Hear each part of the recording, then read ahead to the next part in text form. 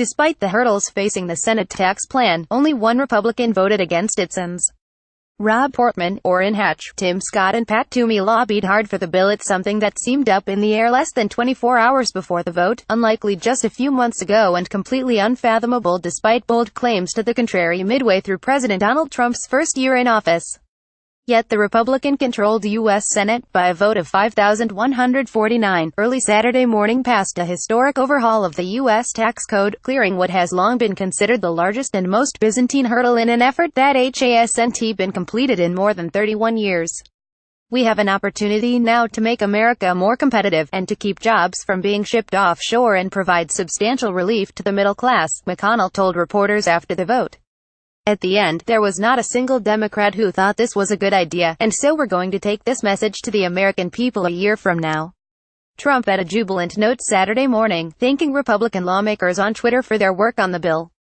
The White House, too, lauded passage of the legislation Saturday morning, saying in a statement that the senators who voted for the bill did a great service to their constituents, and adding that the legislation would lead to sustainable economic prosperity and job creation.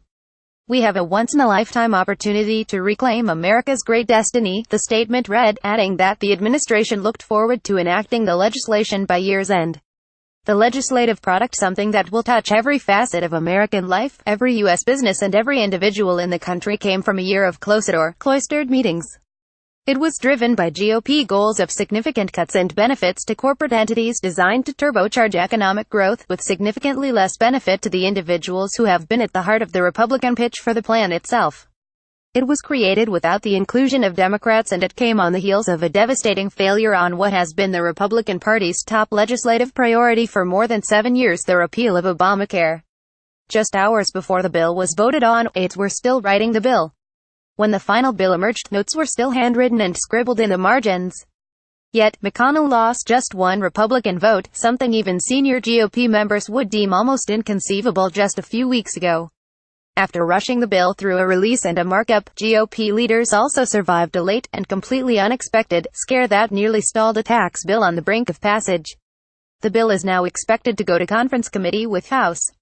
The story of how Senate Republicans closed the deal, which despite the roaring success of Republicans up to this point, still faces challenges in the days ahead as lawmakers in both chambers attempt to reconcile proposals that differ sharply in several key substantive ways, involves multiple Republican senators negotiating with other members right up until the final moments before the vote. To tell that story, CNN spoke with dozens of lawmakers, administration officials, aides and lobbyists directly involved in the process, most of whom requested anonymity to candidly discuss the process. The speed with which GOP leaders recovered from Thursday night's scare on the bill was emblematic of the entire process. Expectations of potential doom from the lobbyists and outside advocates who led the process like hawks quickly were overcome by the phoenix-like nature of a legislative priority that for decades has flummoxed both parties. As the proposal took another step forward, Republicans were candid about what appeared to be the accelerant behind the effort: political imperative. The idea that passing anything was better than protecting a single provision or a single industry. How the bill survived started at the top with McConnell. After a tumultuous August in which Trump chastised the Senate leader frequently on Twitter for failing to deliver the votes on repealing Obamacare, McConnell kept his powder dry. In speeches across Kentucky, McConnell didn't disparage Trump and returned to Washington ready to work with a partner whose style was the antithesis of McConnell's say-less, focus-more approach. A source familiar with their discussions told CNN that after a meeting shortly after Labor Day, Trump and McConnell began speaking at a clip more frequent than at any other point in Trump's presidency. Daily, the source told CNN, the two men divided and conquered, with McConnell asking Trump explicitly for help trying to convince Sen. Ron Johnson of Wisconsin and Kentucky Sen. Rand Paul to vote for the tax bill. Eventually it was just Sen. Bob Corker, a Republican from Tennessee who won't seek re-election in 2018 and has often sparred with Trump, who voted against the proposal, citing concerns that the bill would add too much to the country's deficit. Corker had made his support contingent on leaders including a trigger in the bill that would generate automatic tax cuts in the event the tax bill didn't get the anticipated growth. But after reworking the proposal several times, the Senate parliamentarian ruled that the trigger wouldn't pass Senate rules that allowed Republicans to pass their tax bill along a party line vote. Corker then demanded $350 billion in additional cuts his colleagues weren't ready to give him. But even Corker, who had left aides and colleagues fuming Thursday night with a dramatic showing on the Senate floor that included him huddled around the Senate's parliamentarian and GOP leaders for more than an hour, offered conciliatory remarks Friday morning at a closed-door GOP conference meeting. According to two GOP sources, Corker moved to de-escalate the situation that angered his colleagues Thursday night, saying he was happy the party was on the precipice of passing their tax bill even if he wasn't going to be with them. Republican leaders as of Friday morning were still trying to win his support, but sources acknowledged the reality the decision had been made to cut him loose. They had the votes without him. "This is yet another tough vote," Corker said in a statement Friday. "I am disappointed. I wanted to get to yes. But at the end of the day, I am not able to cast aside my fiscal concerns and vote for legislation that I believe, based on the information I currently have, could deepen the debt burden on future generations." Earlier Friday morning, itSens. Steve Daines of Montana and Johnson had announced their support for the tax bill after leadership promised they'd include a provision in the tax bill that increased the tax break for pass-through entities from 17.4% to 23%. Johnson's conversion to a yes vote on the bill was perhaps the most hard-fought and frustrating for Republican leaders. For weeks had expressed discontent about being left out of the process. He didn't just want to address the pass-through issue, he wanted to overhaul the Republican approach to it altogether. At one point, he appeared willing to stall the bill out in committee just to prove his point. It was the president himself, someone regularly maligned by Republican senators and staff alike, who helped bring Johnson along, multiple aides and administration officials said. It was in an exchange shortly before the committee vote in a closed-door meeting of Republican senators and Trump, where Johnson vented his frustrations in front of everyone. Trump listened, engaged occasionally, dismissed once. "So come on, Ron," Trump said at one point, according to two people in the room, and didn't take personally an unusual slight. Johnson declined to stand when addressing Trump in the meeting, breaking bipartisan tradition. When Johnson finished, Trump said bluntly, "That's not a reason to vote against the bill, Ron." But it was another part of the exchange that others said added clarity to what would eventually occur. Johnson complained nobody ever listened to him. Trump countered that he did. And he was right. Trump administration officials, and the president himself, had been working with Johnson behind the scenes for days. And he had help from inside the Republican conference. Sen. David Perdue, a freshman senator from Georgia and former CEO, was also reaching out to Johnson by phone over the Thanksgiving break, at another point on the Senate floor. He reported back to the president, with whom he's formed a close relationship over the course of the year, giving him another source on where Johnson really stood on the proposal. What Johnson wanted, however, hadn't yet come the night before the final vote, a more generous expansion of the pass-through tax rate cut than Republican leaders were willing to offer to get he and Daines on board. He would get it by the next morning. Leadership also went over Sen. Susan Collins of Maine, a senator who helped kill the GOP's Obamacare repeal efforts and who many considered out of reach on the tax bill. But several aides say Collins, unlike healthcare, made clear to McConnell she wanted to get to Jess on the tax legislation. The two had several private meetings. She made her concerns known and the specific things she would need to come along, including the inclusion of the state and local tax deduction for property taxes, capped at $10,000, which had previously been repealed in the bill. Republican leaders, including the president at the closed-door conference meeting, solidified her support by giving her assurances that they'd push for an Obamacare market stabilization bill in upcoming weeks. Having secured these key improvements in the bill, as well as the commitments to legislation to help lower health insurance premiums, I will cast my vote in support of the Senate tax reform bill, Collins said in a lengthy statement before the final vote. A final boost for GOP leader Sen. Jeff Flake, who like Corker had been pushing hard for the deficit trigger idea. He too would come on board, even without the trigger, when his concerns over the sunset of the expensing provision in the bill were addressed. He was also given assurances by Vice President Mike Pence that he would be involved in the negotiations over how to handle a solution for halting the Deferred Action for Childhood Arrivals program, which Trump pledged to end by March. The success of 11th hour horse trading represents a massive win for McConnell, who spent months haunted by the conference's inability to repeal and replace Obamacare in July.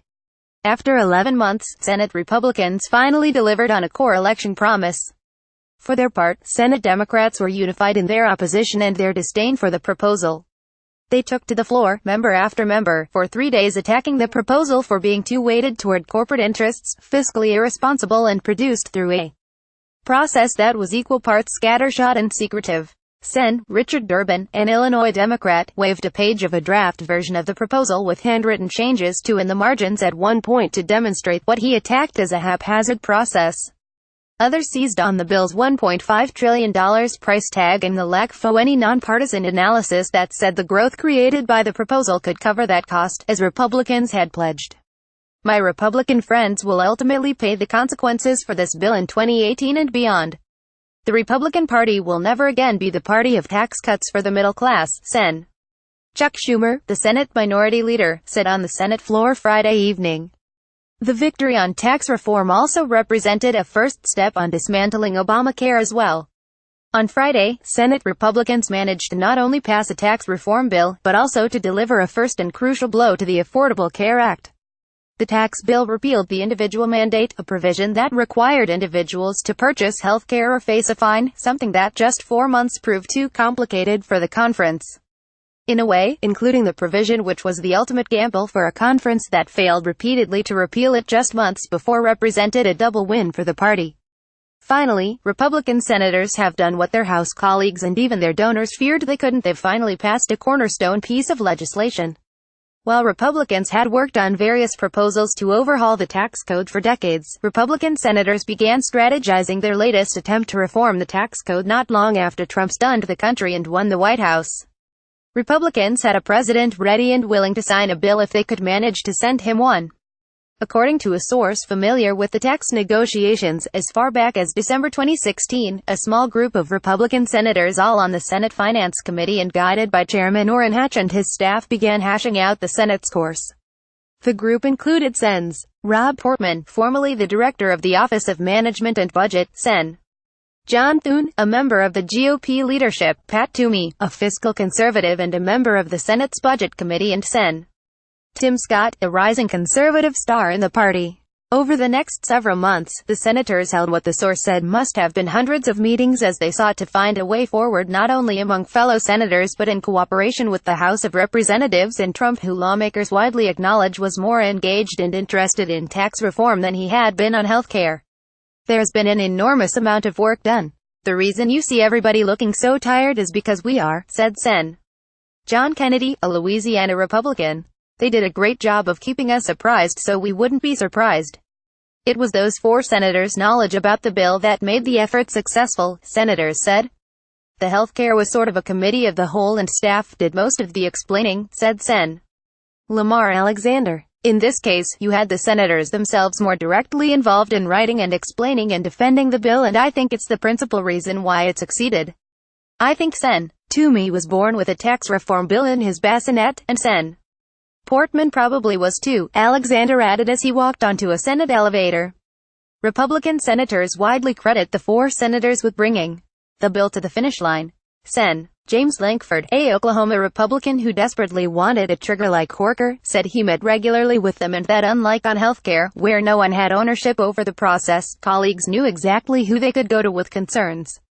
Those 4 were really the front people who each took a section, whether it be international taxes, whether it be business, whether it be individual. Each had their lane and everybody as they were going through it could run it through them, Lankford said. I don't mean this flippantly, they all did a good job.